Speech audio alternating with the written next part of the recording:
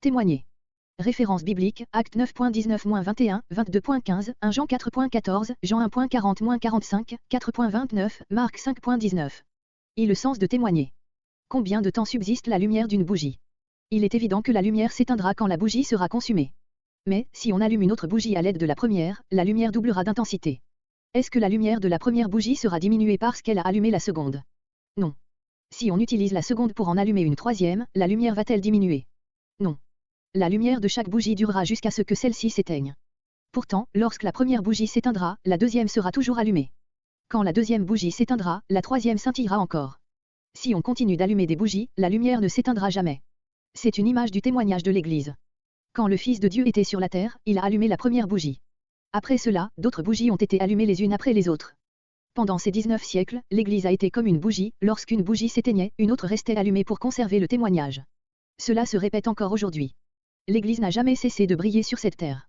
De même, le salut ne s'est jamais arrêté. Quelques-uns ont allumé 10 bougies, d'autres en ont allumé 100. Les bougies ont été allumées les unes après les autres et la lumière n'a jamais cessé de briller. Frères et sœurs, voulez-vous que votre lumière continue de briller ou voulez-vous la voir disparaître quand votre bougie s'éteindra? Votre bougie a été allumée par quelqu'un. Cette personne ne s'attend pas à ce que votre lumière s'éteigne. Chaque chrétien doit faire de son mieux pour témoigner aux autres et les amener au Seigneur, pour que le témoignage puisse continuer sur cette terre de génération en génération. Il est malheureux que la lumière de certaines personnes s'éteigne et que leur témoignage cesse. Cela est bien dommage. L'Église n'a cessé de s'étendre pendant des générations. Certains assurent la continuité de leur témoignage, pendant que d'autres nous ont malheureusement quittés sans postérité. La lumière d'une bougie ne peut se transmettre que lorsqu'elle est encore allumée. De même, le témoignage d'un homme ne peut porter de fruits que si la personne est encore en vie. Afin que la lumière de la bougie continue de briller, d'autres bougies doivent être allumées avant que la première ne s'éteigne. Ainsi, la lumière initiale, transmise par la deuxième bougie, puis la troisième, la centième, la millième et même la 10 000e bougie continuera de briller. Cette lumière se perpétuera à jamais et s'étendra jusqu'aux extrémités de la terre. Et même en se répandant ainsi, aucune bougie ne perd d'intensité. Nous ne subissons aucune perte lorsque nous témoignons. Mais plus nous témoignons, mieux nous permettons au témoignage de se perpétuer. Qu'est-ce que le témoignage? Dans Acte 22.15, le Seigneur envoie Ananias parler à Paul, car tu seras son témoin devant les hommes, de ce que tu as vu et entendu. De cela nous déduisons que la base du témoignage est ce que nous avons vu et entendu. Vous ne pouvez être le témoin de ce que vous n'avez pas vu de vos yeux, ni entendu de vos oreilles. Paul avait vu quelque chose de ses propres yeux, et entendu quelque chose de ses propres oreilles.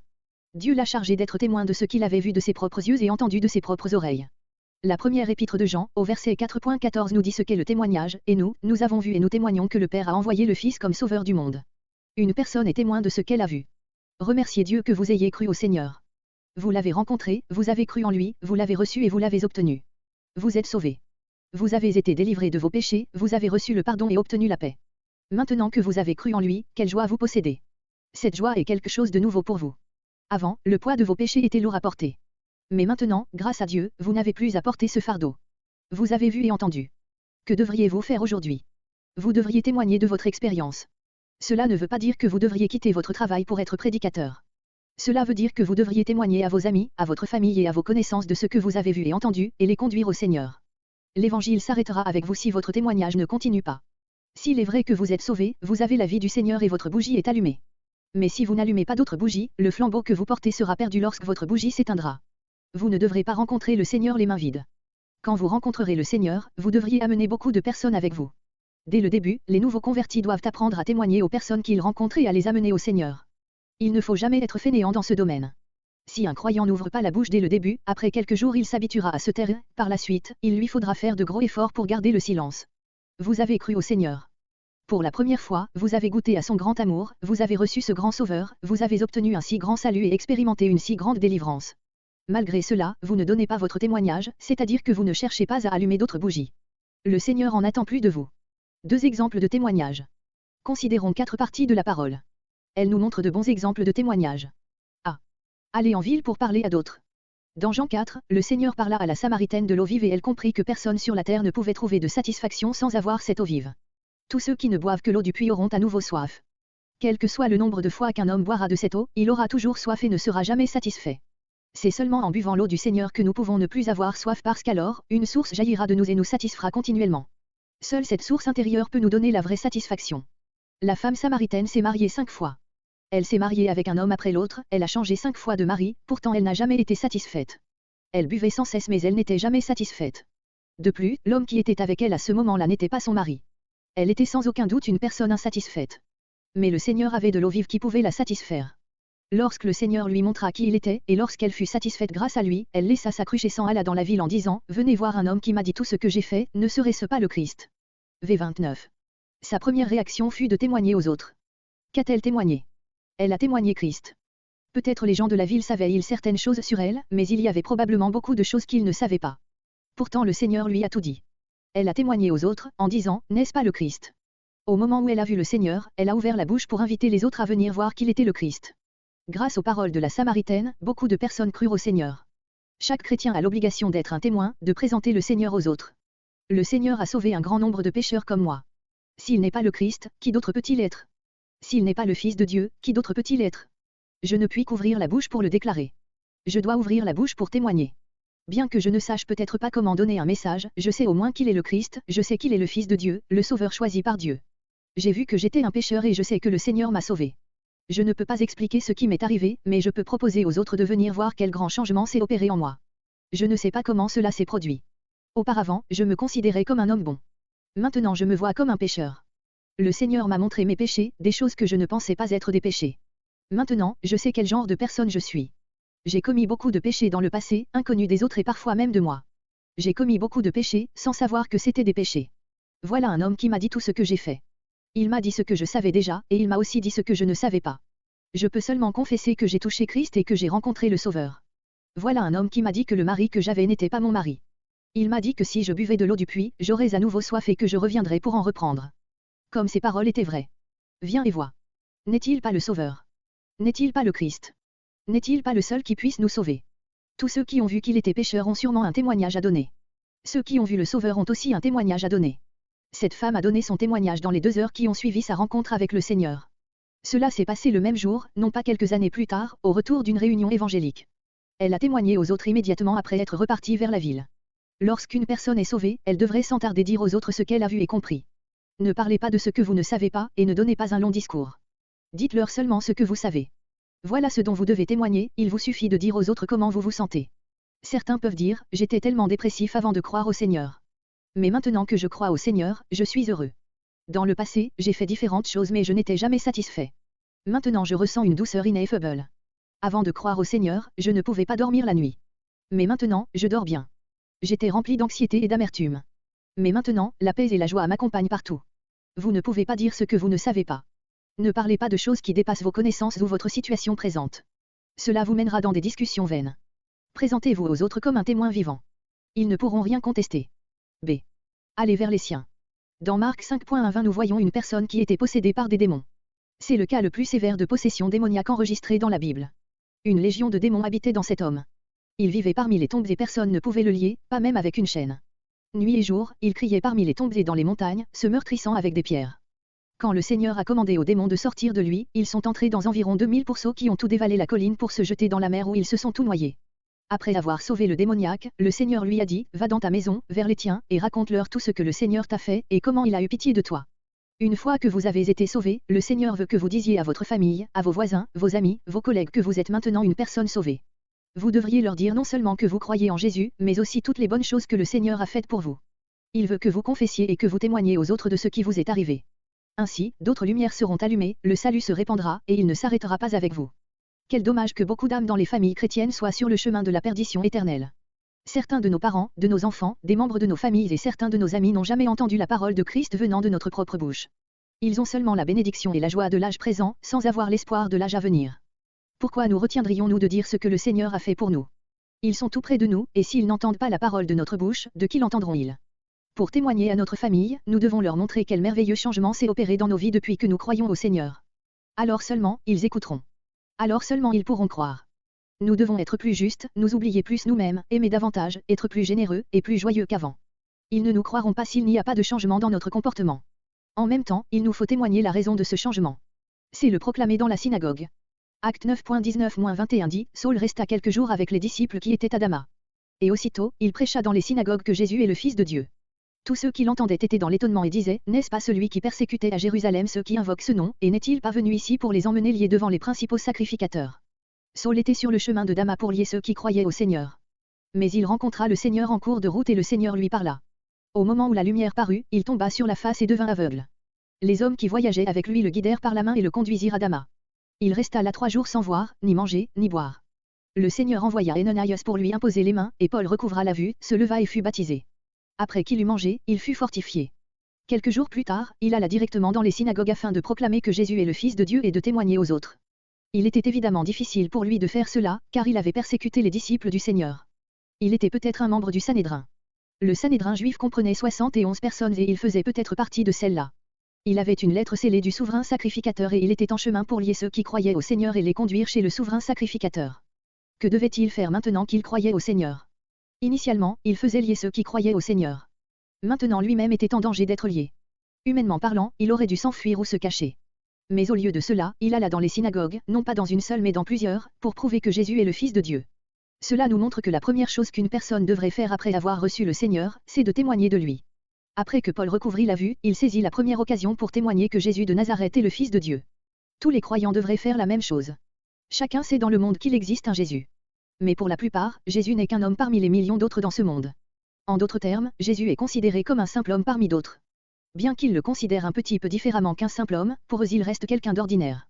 Mais un jour, la lumière et la révélation vous sont apparus, les yeux de votre cœur se sont ouverts, et vous avez découvert quelque chose. Vous avez découvert que Dieu a un fils. Jésus est le Fils de Dieu.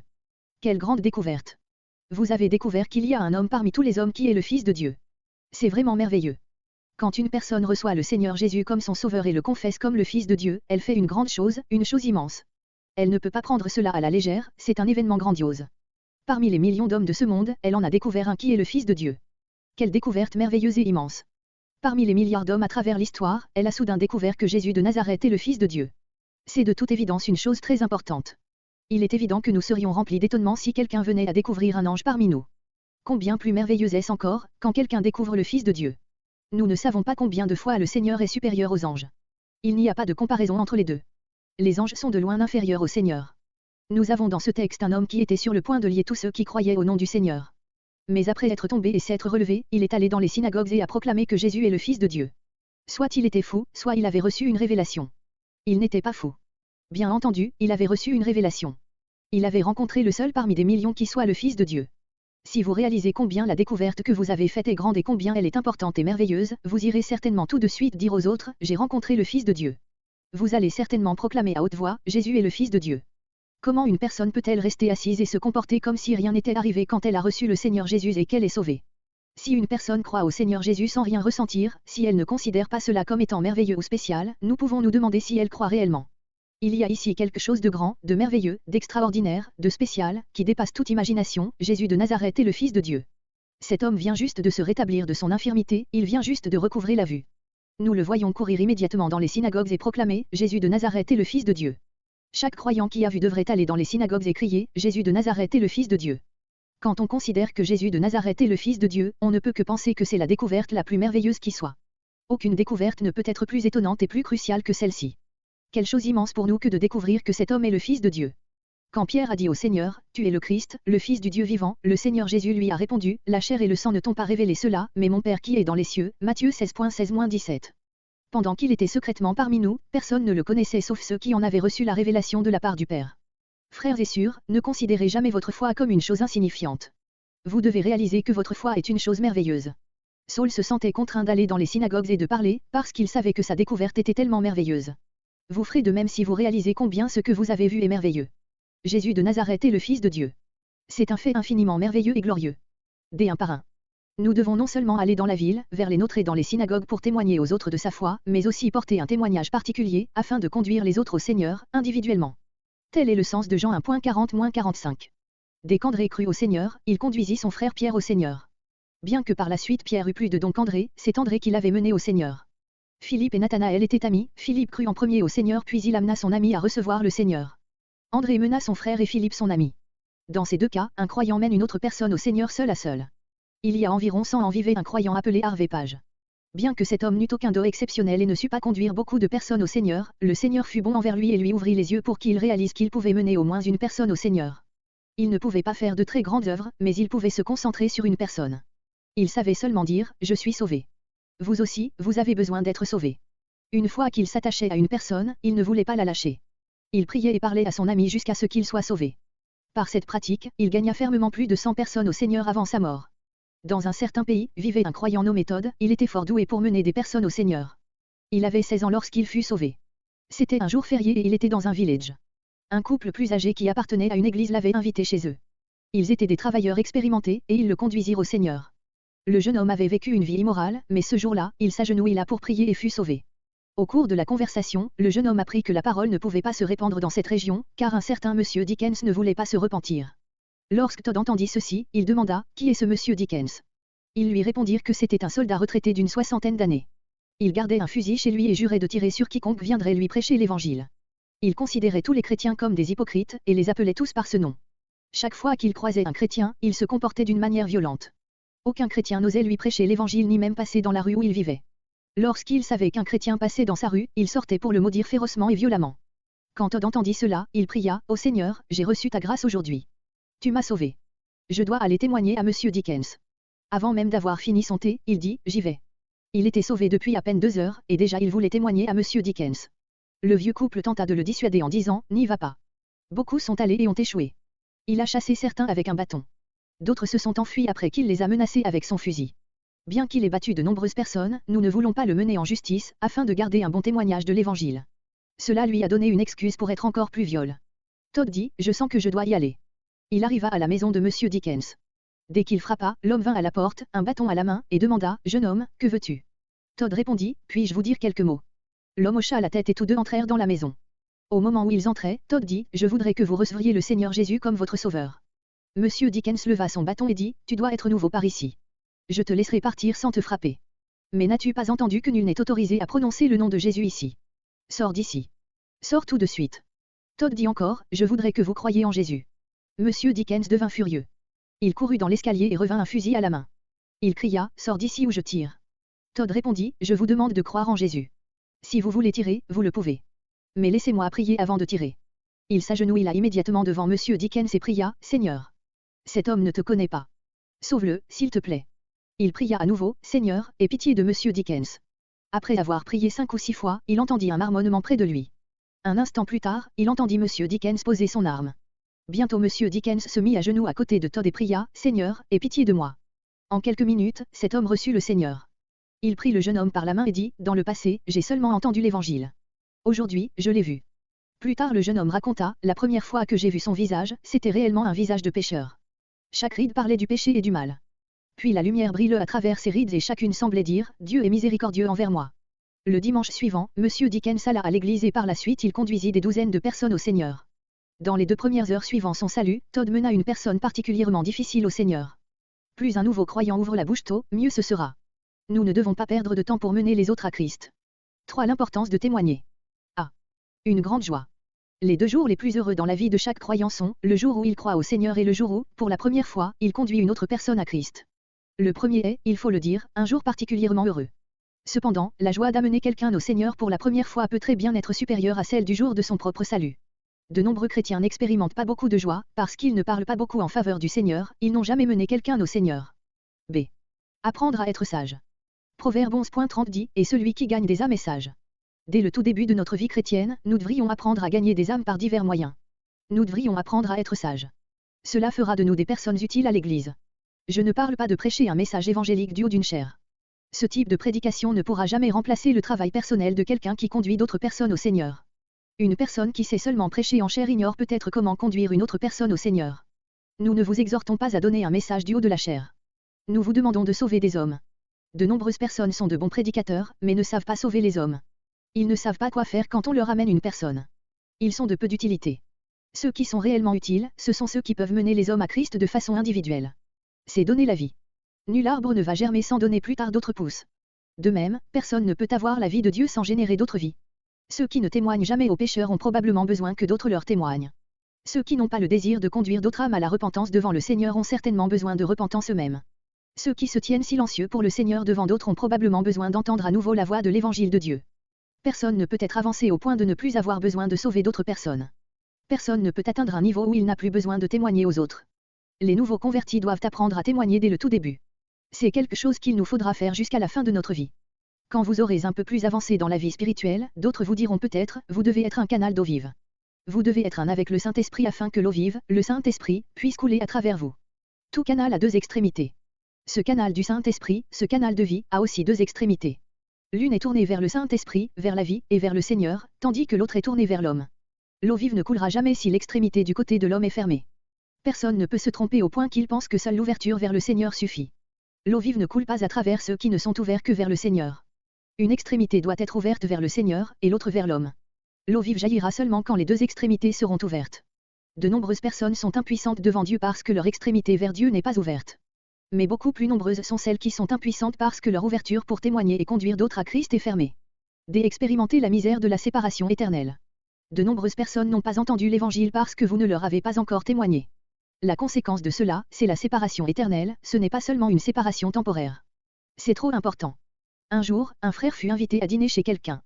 Comme il était très instruit et éloquent, il ne parla quasiment que de sujets intellectuels. Un autre ami plus âgé qui vivait dans le voisinage était aussi présent à ce dîner. Comme ils étaient tous deux très intellectuels, ils parlèrent longuement. Il se fit tard, et leur hôte les invita pour la nuit. La chambre de l'ami plus âgé se trouvait juste en face de celle de ce frère. Peu après s'être couché, ce frère entendit le bruit d'une chute sur le sol. Quand il se rendit dans l'autre chambre, il trouva l'ami étendu par terre, mort. D'autres personnes arrivèrent en hâte dans la pièce. Le frère dit tristement, « Si j'avais su que cela allait arriver, je n'aurais pas parlé comme je l'ai fait il y a 2 heures. Je lui aurais montré les choses éternelles. Je n'ai même pas passé 5 minutes à lui parler du salut. Je ne lui ai pas donné l'occasion de croire. Si j'avais su ce que je sais maintenant, j'aurais fait de mon mieux pour lui parler de la croix du Seigneur pour lui. Mais il est trop tard. Si je lui avais dit ces mots au repas, vous vous seriez moqué de moi parce que je parlais de ces choses à un moment inopportun. Mais il est trop tard maintenant. J'espère que vous allez écouter maintenant. Tout le monde a besoin de croire au Seigneur Jésus et à sa croix. Il existe une séparation éternelle, cette séparation n'est pas seulement temporaire. Quelle tragédie. Quand l'occasion est passée, la personne sera éternellement privée du ciel. Nous devons être à l'affût de chaque occasion pour témoigner aux autres. D.L. Moody était très doué pour conduire des hommes au salut. Il résolut un jour de prêcher l'évangile à au moins une personne par jour, qu'il donne ou non un message ce jour-là.